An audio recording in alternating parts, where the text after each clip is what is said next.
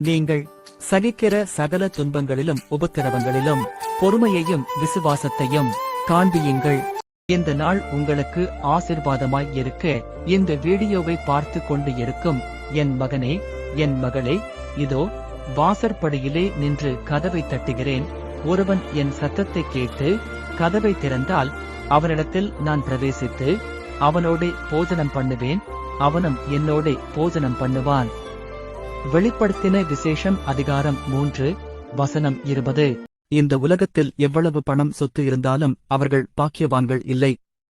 தேவனுடைய வசனத்தின்படி வாழ்கின்றவர்கள் மட்டுமே பாக்கியவான்கள்.